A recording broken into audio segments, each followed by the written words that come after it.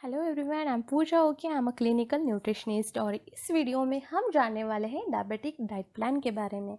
Diabetic patient के मन में हमेशा एक कन्फ्यूजन बना रहता है डाइट को लेके, और स्पेशली चावल के लेकर उनको काफ़ी कन्फ्यूजन होता है।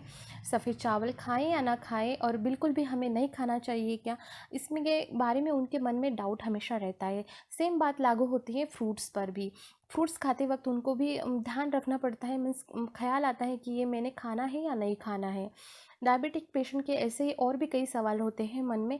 तो इस वीडियो में आपको एकदम सिंपल और सरल तरीके से मैं बताऊंगी कि किन किन चीज़ों को आपको बिल्कुल भी नहीं खाना है, बिल्कुल भी उसका सेवन नहीं करना है, और किन किन चीज़ों का सेवन करने से आपका शुगर मेंटेन हो सकता है, शुगर नॉर्मल रह सकता है, और आप अच्छे से उसका इंजॉय आप कर सकते हैं उसके बिना आपको क्वांटिटी देखिए। तो इस वीडियो को आप ज़रूर देखिए।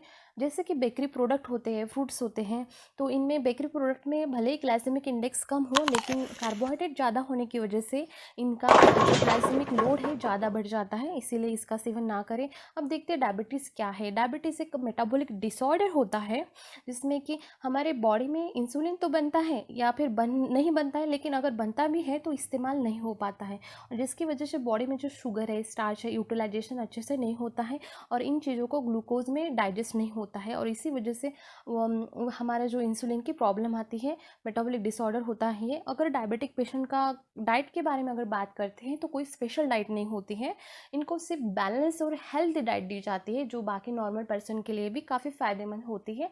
इनको सिर्फ फ्रूट्स जो है, ताजे फल है, होल ग्रेन है, मीन्स साबुत अनाजों का सेवन ज़्यादा करने से इनको लाभदायक हो सकता है।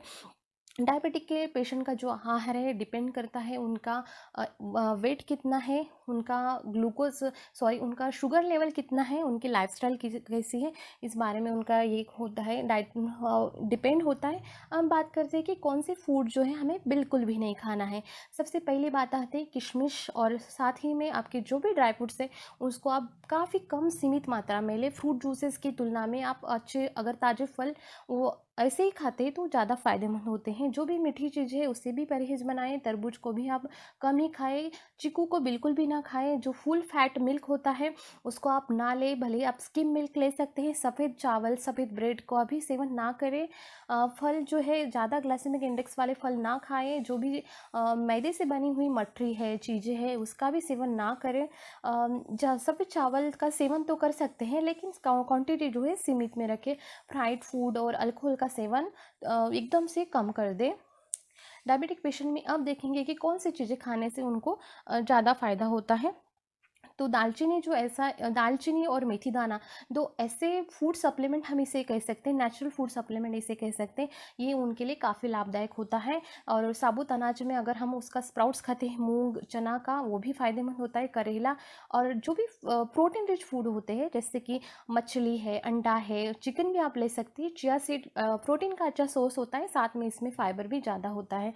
राइस ब्रान ऑयल आप ले सकते हैं, ऑयल ले सकते हैं। इसबगोल भी आप ले सकते हैं, ये भी अच्छा होता है सीमित मात्रा में। और मेथी दाना के स्प्राउट्स आप खा सकते हैं, मेथी दाना भिगो के उसका पानी आप ले सकते हैं। एलोवेरा का जूस आप ले सकते हैं, या फिर आप एलोवेरा को ऐसे ही खा सकते हैं। इसबगोल को आपको कैसे खाना है, अगर आपको मीठा खाने की क्रेविंग होती है तो आपको उसके पहले आप इसबगोल को थोड़ा हाफ टी स्पून आप पानी में डालकर ले सकते हैं। और जो अब मैं बताने वाली हूँ वो है गुडमार का पत्ता।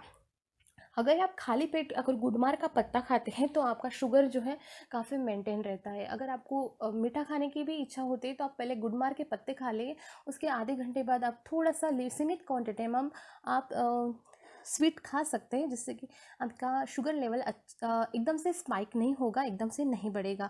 गुड़मार का पत्ता स्पेशली डायबिटिक पेशेंट के लिए काफ़ी फ़ायदेमंद होता है। रियली ट्रस्ट कीजिए, और आप इसका सेवन करेंगे तो आपको मतलब आयुर्वेद के लिए इसको डायबिटिक के लिए चुना है। आयुर्वेद बोलता है कि गुडमार का पत्ता डायबिटिक के लिए काफ़ी फ़ायदेमंद होता है। उसी तरह ये ना सिर्फ उसके लिए, लेकिन गठिया और वेट लॉस के लिए भी फ़ायदेमंद होता है। अब बात करते हैं कि फैक्टर्स कौन से ऐसे फैक्टर हैं जो ग्लाइसेमिक इंडेक्स को इन्फ्लुएंस करते हैं और हमें इसका स्पेशली ध्यान देना होता है। जैसे कि अब हम बात करेंगे राइस ब्रान की। तो यह राइस ब्रान जो है फाइबर रिच होता है इसीलिए, और इसका ग्लाइसेमिक इंडेक्स भी कम होता है, इसीलिए मैं सजेस्ट करती हूँ कि आप राइस ब्रान ऑयल ले सकती हैं, ऑलिव ऑयल आप ले सकते हैं अगर आप शुगर पेशेंट है तो।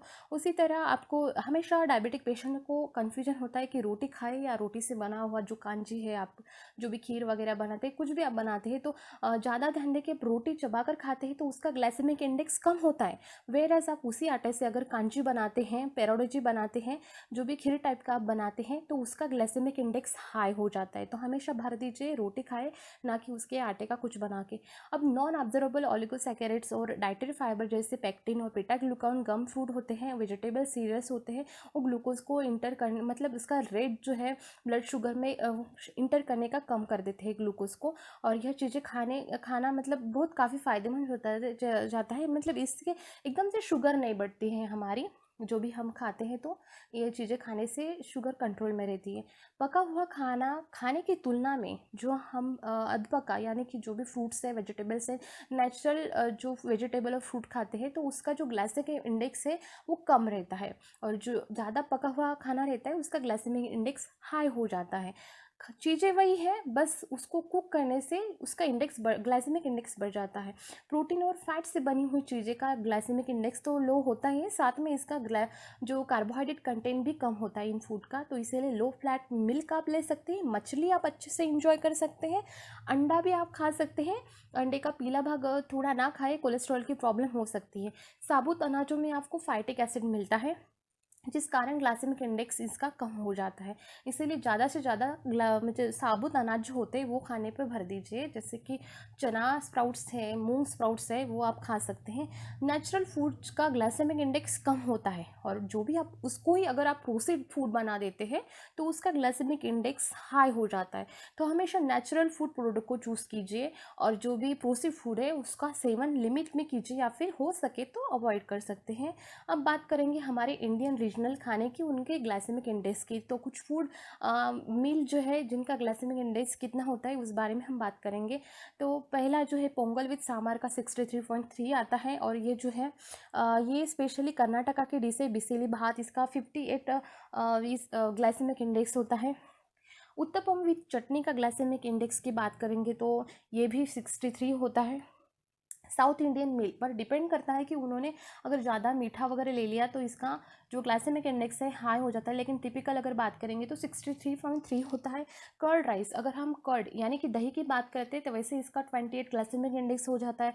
अगर हम उसमें 1 कप आप राइस डालते हैं तो ही ये बेटर होता है, और इसका 64.2 ग्लाइसेमिक इंडेक्स होता है। पंजाबी मील में अगर आप पराठे सीमित क्वान्टिटी में लेते हैं और कार्बोहाइड्रेट कम लेते हैं तो ये भी लो ग्लाइसेमिक इंडेक्स में आता है।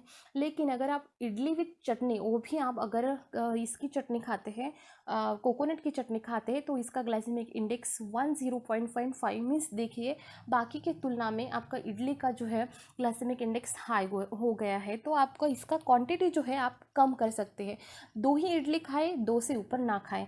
वीडियो अच्छा लगे तो शेयर ज़रूर कीजिए, लाइक ज़रूर कीजिए, और कमेंट भी करना ना भूलें।